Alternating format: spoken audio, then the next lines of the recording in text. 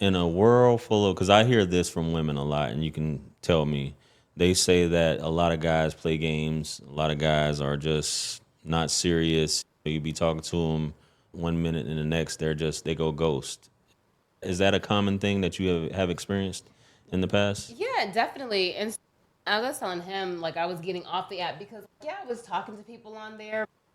I just wasn't feeling like that connection. And Mm-hmm. I was on Tinder like years ago. And it was like dating people that, yeah, you would talk to them for a couple weeks and then they go ghost and they try to pop back up with, hey, what you doing? And it's, like, I know that you was dipping and doing something else. You didn't just happen Right. to lose your phone. So there is a lot of that. And I think there's a lot of that on both sides when it comes to men and women.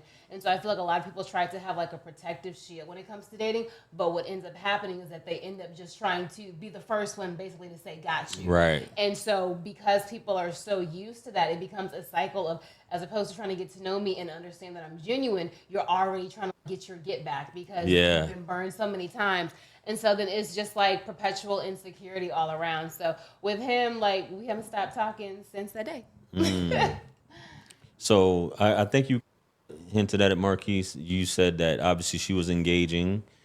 It didn't seem like she was playing around. Seems like she was serious. What else besides that made you take her seriously? Was there anything else? Or, I always kept an open mind going into the situation because the conversation was good on the phone and even in person. mm-hmm. But I also had to remind myself we've been through this Right. before. We've been down this Yep. road before. It's going good, and the next thing Yep. is this radio silent. Yep. So I always kept an open mind to understand and know that this may feel good, things may be going good, but you do have to understand that you still getting to know a person, so you don't know what all they have going on. But you don't know Mm-hmm. what all was going on with you, internally or just emotionally or whatnot. So you still feeling a person out. And I don't think I ever told her this or not, but I always struggle with getting adjusted to being comfortable because I'm just waiting for that. That hey, listen, Mm. this is Yeah, great. shooters, right. And I took it as her not wanting to really tell me what it was, but Mm-hmm. just let it down easy, or maybe just moving distant from me because I was so used to that. So I didn't want to get too excited, but I knew I was still gonna put my best foot forward. I knew I was gonna give my all. I knew I was gonna be honest and be there physically so that we can keep this thing going as far as establishing this rapport and building on that. So I was just prepared for the inevitable, but still gonna keep an open mind and be positive and say, "This is ride this out. Let's ride this wave or whatnot." Let me show her that I'm serious. Let me at least do that so I can say at least I did give my best or whatnot. It may Mm-hmm. not have worked out, but that's okay. I was just trying to get more comfortable, trying to get adjusted to everything or whatnot. And I think that summer is what made me bring my guard down and say, all right, you know what? I see this really going somewhere Gotcha. because we were going through, a wave of having a great time and let's say just establishing everything. And so I knew it was something that was going to be for the long haul. Mm. So at what point did you know that she was wifey for lifey? I knew that off the dribble Wow. because, like I said, I'm good at vetting just women and people and just listening to them and watching them. See, I observe. I see a lot of things and I peep a lot of stuff. I may not say nothing about it, but I observe a lot of things. And just listening to a person and understanding that everybody's not perfect. We all have our things that we got to work on, our vices or whatnot, whatever they are. But I always sense something special in her Mm. that said, you know what, this is a person that wants a dynamic that I was always a big fan of and still is.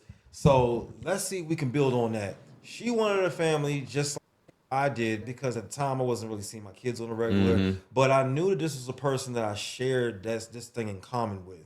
So I said, okay, if all else fails with let's say communication and stuff, because we can work on that, we can fix that. Let's at least try to make this family dynamic stuff. So we started doing that actually family stuff, and it was working.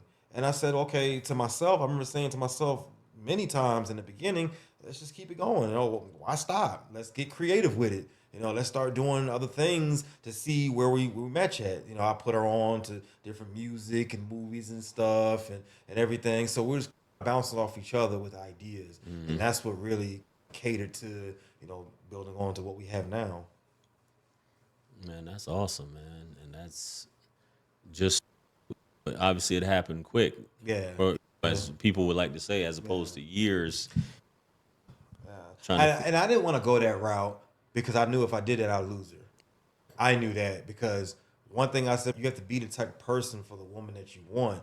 And the women that know what they want, they're not gonna play games with you. Look, this dude don't know what he wants. That's a turn off. He may be attractive, all that. That's Right. nice and all, but if you don't have no vision and purpose, then what are we doing? I'm not wasting my time here. I'm not spinning my wheels. We're not getting younger. What's the deal? You want me to follow you and you be the leader? Okay.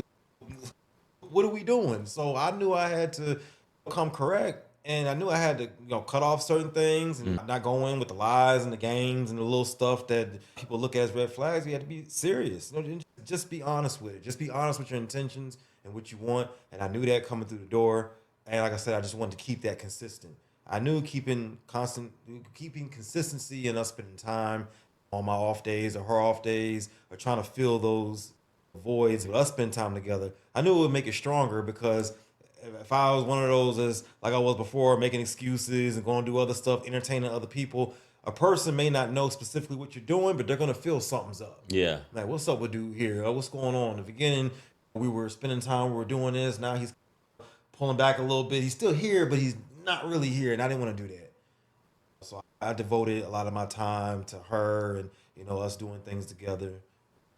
So What's your favorite thing about her? my favorite thing about her, I love when she comes to me, especially when we're having a rough patch, and I love when she just basically just lays it all out and say, "Hey, look, regardless of what, we're gonna be all right." She's a good communicator. Yeah, I love that. That's the top thing that steals me every time because it makes me more calm. It puts away my paranoia because I get bad anxiety at times. But when she soothes me with her words and saying, "Look, I know it's rough, or I know we may not agreed on this, but babe, I love you. I'm sorry for whatever, whatnot." That allows me to put my guard down because we don't like guns blazing. We made a vow to ourselves to not attack every situation, on a high because that was me, being a hothead and being, aggressive when things don't go my way and stuff. And she taught me to calm all that down and communicate with me. And I knew if I didn't do that and I didn't check it, I was gonna lose her. And I didn't want to do that. So So I know he's had challenges with like abandonment. So when we Right. have disagreements, I had to learn to say, okay, you're a little hot right now, and so I'm like, okay, babe, I'm gonna go get something to drink. You're a little hot, but I love you. Right. I'm not going nowhere.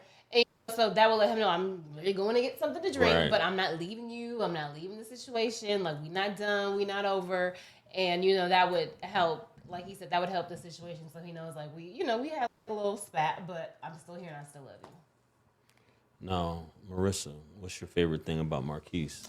Oh my gosh, just so many things. He is like the plan. I always tell him, like, I always thought I was fast and I was efficient, but he's like a step ahead of me in everything. And he has always been so thoughtful and attentive just in planning. This man will do surprises for days. He will always plan everything out. My background coming from men that were just like, I don't do the romance thing and I don't know all that. And right. so it's like the background that he has, like he talked about earlier, is very diverse. He's been through a lot in his life, but he can still love in spite of all that. He can still be intentional and set up date nights and be spontaneous. We can have a movie night in the living room. We can go and have date night just in the bedroom. Like, we can go to a park. Like, he knows how to have fun with just simple things and make them always meaningful. Yeah, that's dope. Y'all found each other at the right time to be able to do that. Communication, especially you got a woman that can communicate.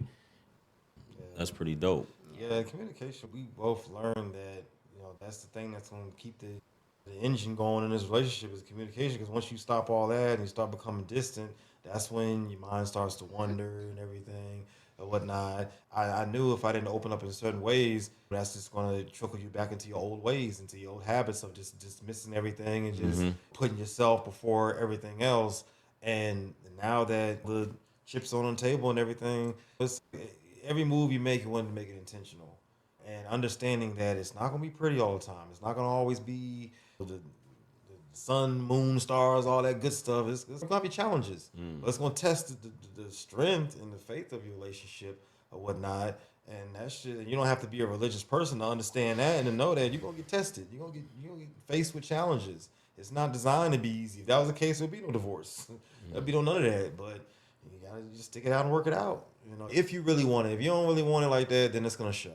But if you really want this to work and you want it to be successful with the bad stuff that you got to work on in it, then you got to stay on top of everything. You got to stay consistent. You got to do check-ins.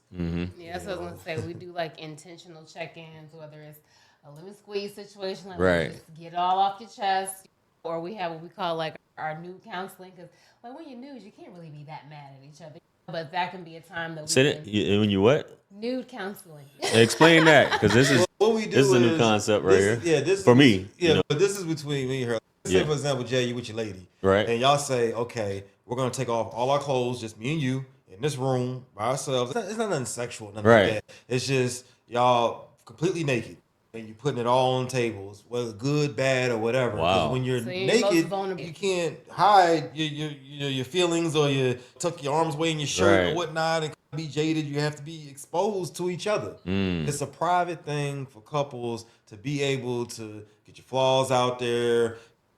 Sometimes it's not going to be pretty. It's not designed to always be maybe a good thing. You may have to have some difficult conversations on top of that, which we have, and learn that it works, whatnot. And that's what you got to do to whatever creativity that you can put in a relationship to communicate and to be able to get stuff out there. You got to go for it. And like I said, if you want it to work, So what do you guys feel about 50-50? As far as bills, Yeah, go in half. I mean, I'm asking a couple since we got a couple here. well, How do y'all feel? I look at it like, hey, look, I say this. Whatever works for whatever couple, whatever y'all agreement is as far as your finances, then that's for you. I can say I disagree with it. I can say I agree with it, but I don't know your financial situation. Right. We don't know who's make more than this person or whatnot. Whatever works for y'all, I will say that. Gotcha. If it works to where this person pays this and this person takes care of all it, okay, fine. If that works for y'all, cool. You don't have to base it off of what somebody else is doing. Yeah. Because your household income may be different from the next person's, and so on and so forth. So I would say do what works for your household. This person that you with, and y'all together, 10 toes down. This is your woman, and this is her man, pots and pans. Then whatever y'all got to do, make it work. So just to speak for the ladies, because I've been in that club before, and I understand, especially women that are doing very well, with their independence and doing very well in their career, that we will have this mindset of he's supposed to, this whole Disney fairy tale idea that people go for. But what they need to realize and understand is that, yeah, there can be a man out there that can pay all of your bills and 100% all these things that you want, as we call them high value men, but they may not always be the ones that are going to also treat you right. For and sure. love the family dynamic and to make time for you. So you have to really understand what your values are. And I think that's important for women to really ask, do I really value a man that can pay all the bills for me but never be here, not be a father to the kids, possibly cheat on me? What am I really opening myself up for based off of me wanting to have this type of lifestyle? And so for me, I understood that I really wanted partnership. I wanted somebody that I knew I could trust and that was trustworthy, that I could have the family dynamic with. And so for us, we also understand that like in a real life marriage, 100%, 50%, 60% is going to vary.